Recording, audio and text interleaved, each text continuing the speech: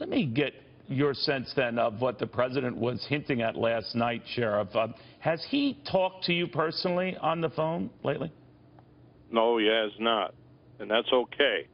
Now, they put a press thing out that there would be no mention of this at the rally. But knowing the president, he has guts and courage, and my gut told me he was going to do it. Of course, everybody said no, but I know the man.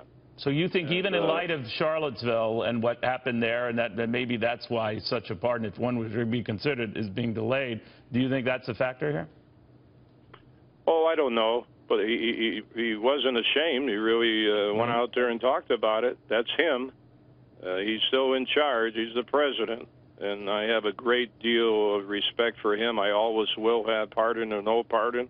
I'm with him to the end. As long as he's the president, I will support him. I wish a lot of other people would do the same, including some Republicans. Now, you expressed frustration with the Republicans. Do they include John McCain? I'm not going to get into that situation, but there's a few out there that talk public. There's some that don't talk about it. They do it behind his back. But why can't everybody get together? The Democrats and the Republicans support our president. He's a great guy. He's going to go down as one of the greatest presidents we ever had. Last night, Sheriff, as you know, he talked about building a wall, and he would even risk a government shutdown to force the funds to make that happen. What do you think of that? Well, that's great. Let me tell you why illegal immigration has gone down, because he talked about it, and they're afraid now. That's how you do it. You talk about it, and they don't come across because they know they're going to jail. So just talking about it is a big deterrence, and that's what he likes to do, and it's really successful. Although he doesn't get any credit for speaking out. But that's very important, whether it's foreign policy, domestic policy. Hey, go public. Tell everybody. Now, when you can. I'm not talking about sensitive situations, but let the people know what you're going to do, and let the bad guys know. He loves the cops. I know that personally. And he's going to back up the cops and the veterans. He loves and the military today. So that's the type of guy he is. Why should he keep it quiet? Every time he says something, whatever it do, they tear him apart. That's do you bad. get a sense, though, now, Sheriff, however this is resolved, I mean, maximum, jail time, 6 months, if they ever enforce that, you're 85 years old. Do you think a judge would enforce that? I have no idea, but I have two good lawyers now, and we're in the process.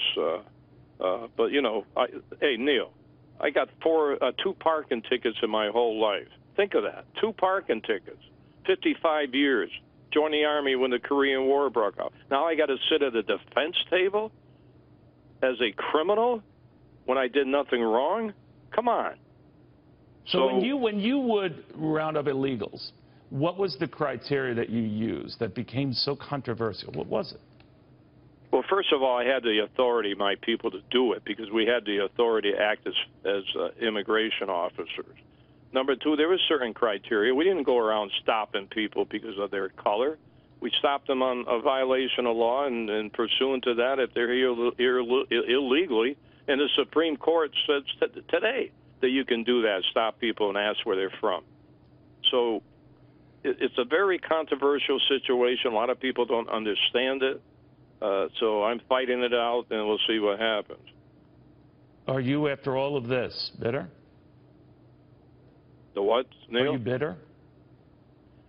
I don't like going negative, you know me, but I'm a little discouraged. And it's not for me. It's for everybody. Because what they did to me, they can do to anybody. Believe me. And they can do to the president, which they're trying to do anyway. So it's a bigger picture than this, Sheriff. Sheriff Joe Arpaio, thank you very much.